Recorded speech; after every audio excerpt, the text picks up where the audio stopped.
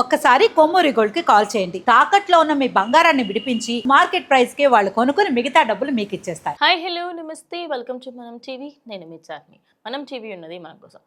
ప్రస్తుతం ఎక్కడైనా కూడా ఈ లవ్ ట్రయాంగిల్స్ అనేటివి ఎక్కువ అవుతున్నాయి.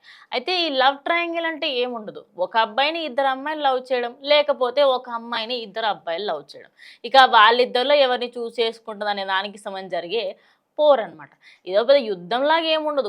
కొన్ని సార్లు ఇది చిన్నగా స్టార్ట్ అయిన ఈ ప్రేమ కథ, నన్ను కాకుండా తనని ప్రేమిస్తావా నువ్వు, నన్ను కాకుండా తనని దక్కించుకోవాలనుకుంటావా అని చెప్పేసి ఆ ట్రయాంగిల్లో సైడ్ అయిపోయిన వ్యక్తులు ఉంటారు కదా, వాళ్ళకి కోపాలు ఎక్కువ వచ్చేస్తాయి అనమాట. ఇక ఏం చేయాలో తెలియక నెక్స్ట్ ఆ ప్రియుడిని, అదేవిధంగా ప్రియురాల్ని చంపుకుంటూ ఉంటారు. సో ప్రజెంట్ ఇలాంటి ఘటనే ఒకటైతే బయటకు రావడం జరిగింది. అయితే ఇది ఎంత వింతగా ఉందంటే, ఆ వ్యక్తి చంపిన విధానం అంటే నార్మల్గా కత్తితోని పొడవడాలు, ఈ మధ్య కాలంలో వస్తున్నట్టుగా అలా కాకుండా, అంటే ఇప్పుడు చంపేసి పాతి పెట్టేది ఇవన్నీ కాదు.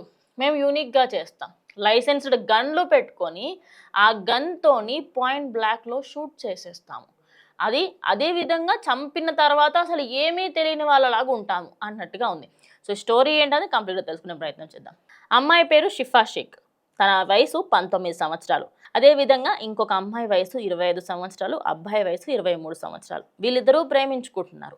అదేవిధంగా ఆ అమ్మాయి ఎవరైతే షిఫా షేక్ అని ఉందో, ఆ అమ్మాయి కూడా ఈ అబ్బాయిని ప్రేమిస్తుంది. ఈ క్రమంలోనే ముగ్గురి మధ్యలో గొడవలు ఎక్కువగా వచ్చాయన్నమాట. ఈ ఘర్షణ జరుగుతున్న సమయంలోనే షిఫా షేక్ అడ్డు తొలగించుకోవాలనుకుంది ఈ జంట. అయితే షిఫా షేక్ తనని ప్రేమించిన విషయం తెలిసినప్పటికీ వద్దు అనుంటే అయిపోయేది కదా, ఇంత దూరం ఎందుకు వచ్చిందని ఈ విషయం తెలిసిన చాలామంది అంటున్నారు.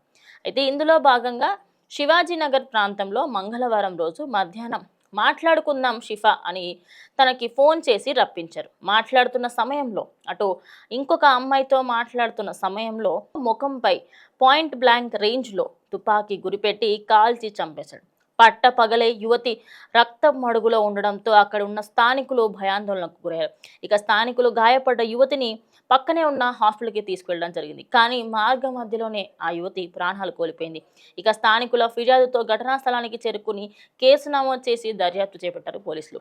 12 గంటల వ్యవధిలో ప్రజెంట్ సీసీటీవీ కెమెరాకి సంబంధించిన దాంట్లో వాళ్ళ ఫొటోస్, అదేవిధంగా వాళ్ళ వీడియోస్ అన్నీ చిత్రీకరించడంతో ఆ వీడియోస్ ఇప్పుడు సోషల్ మీడియా వేదిక కూడా పెట్టడం జరిగింది. ఇక హత్య జరిగిన తర్వాత పోలీసులు కేసు నమోదు చేసిన దానికి సంబంధించి ప్రజెంట్ అయితే వాళ్ళ ఇద్దరిని కూడా పట్టుకునే ప్రయత్నం చేస్తున్నారు. ఇందులో ఇంకెవరెవరైతే, అంటే ఆ గన్ ఎక్కడి నుంచి వచ్చింది, అది లైసెన్స్డా కాదా ఏంటి అనే దాని మీద కూడా చర్చ జరుగుతుంది.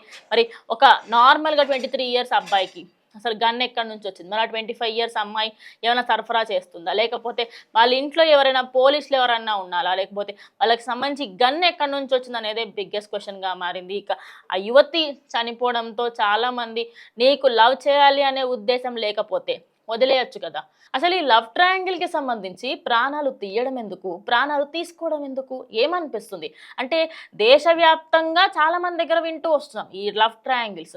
అయితే ఒక చస్తారు అంటే వాళ్ళది వాళ్ళు వాళ్ళ ప్రాణం తీసుకుంటారు, లేదు అంటే పక్కన వాళ్ళ ప్రాణాలు తీస్తారు. అంటే మీ ప్రాణానికి మీరు ఎలాగో విలువ ఇవ్వట్లేదు, కనీసం పక్కన వాళ్ళ ప్రాణానికైనా విలువ ఇవ్వండి అని ఈ వీడియో చూసిన వాళ్ళు చాలామంది అయితే అంటున్నారు. సో మీరేమనుకుంటున్నారు, ఇలాంటి లవ్ ట్రయాంగిల్స్లలో ఇలా కుట్రపూరితంగా చంపడం కరెక్టా కాదా? ఖచ్చితంగా కమెంట్ చేయండి. ఇది వాళ్ళ వీడియో. స్టే ట్యూన్ టు మనం టీవీ.